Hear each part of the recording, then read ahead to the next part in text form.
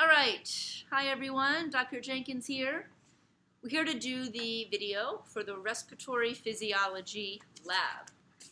You're going to have access to the information in the lab.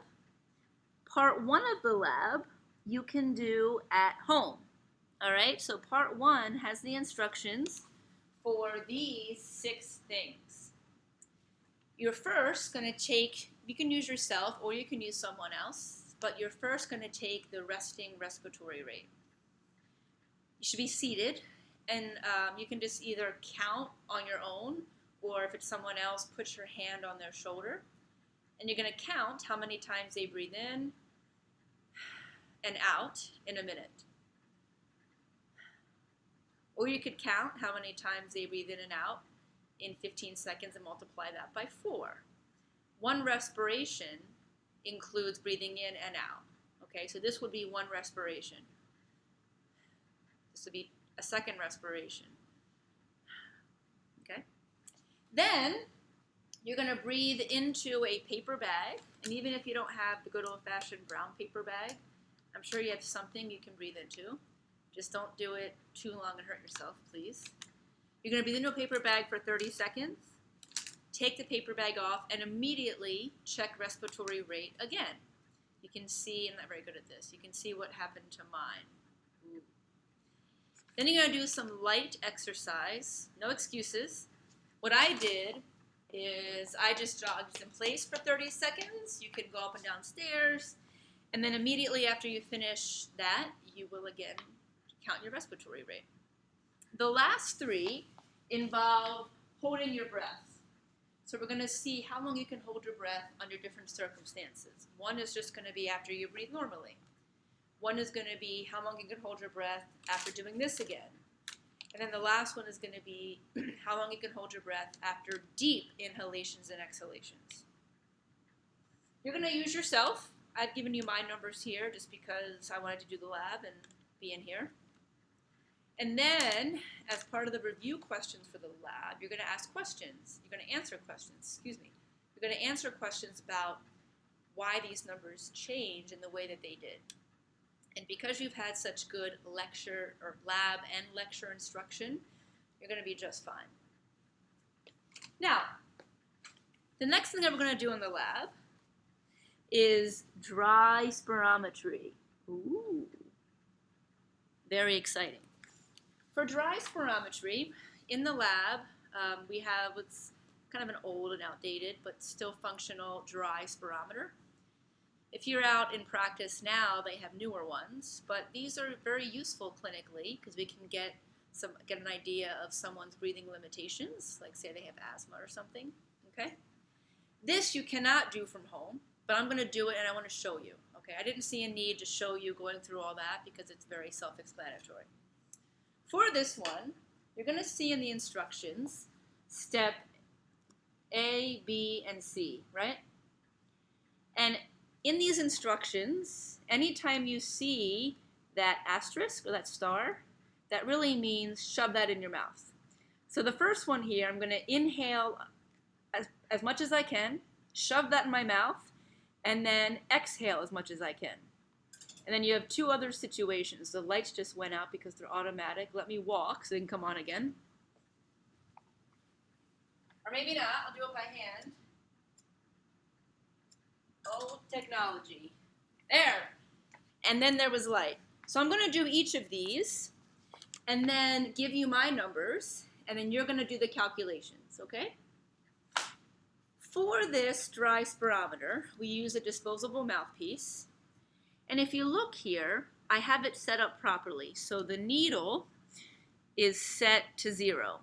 Sometimes when you get this, it's set such that the needle is not set to 0. And on these, all you have to do is just rotate the dial, wrong way, to get the needle to start at 0.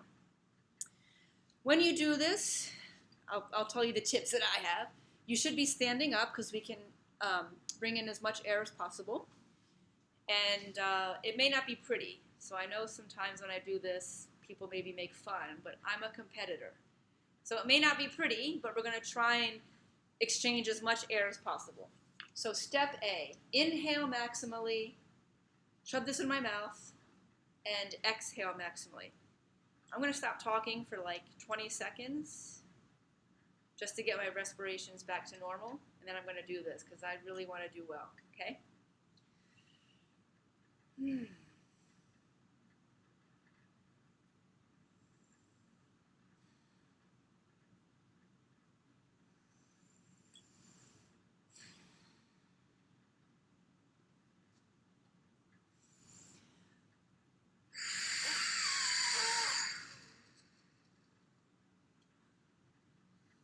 That was not great. But I will tell you what I got. I got about 3150. So 3,150 mils. Okay, so I'm going to write that in for step A. Let me get my pen. 3150. You know, when I first started teaching this lab 12 years ago, I was in the 4,000s, but with age, these things go down. So step B is to inhale a normal breath. So instead of me inhaling maximally, I'm just going to inhale a normal breath and then exhale the maximum amount. Again, I'm going to breathe just a little bit to get my routine back to normal here. I'm going to set this back to 0.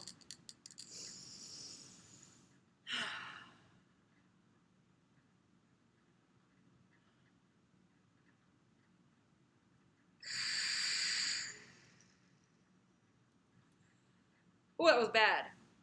That was really bad. But again, I'm competitive. So what is that going to be? That's about, I'm going to round up and say it's 1,800. I'm the teacher, I can do that, right?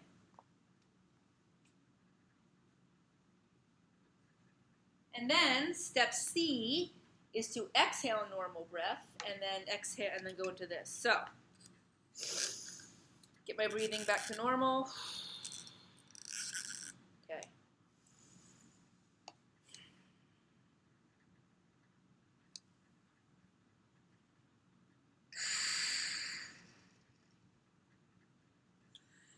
Okay.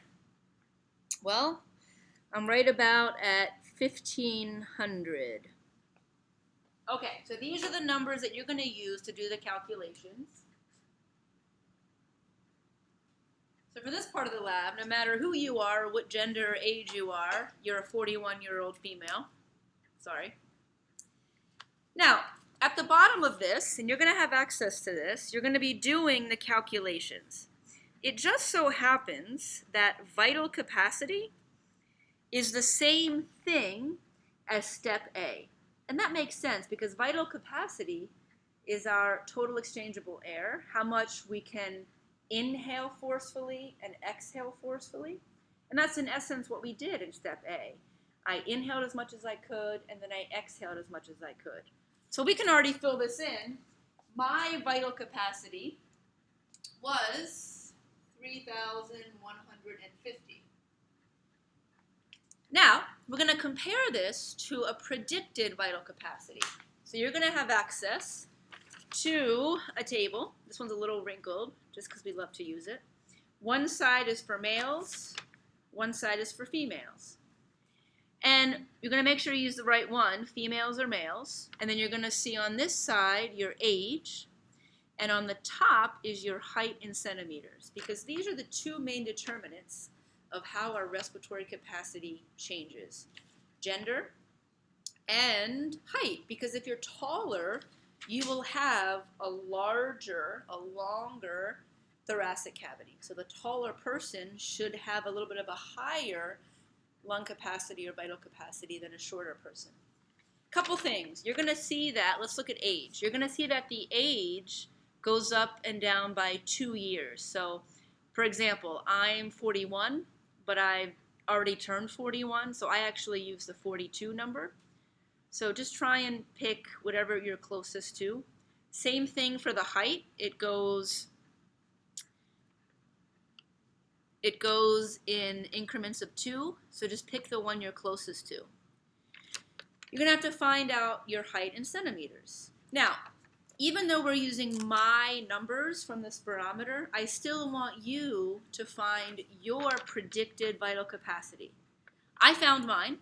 So my predicted capacity, based on my age and gender, was 3,045 mils. Hope you can see that. You can see that, right? 3,045.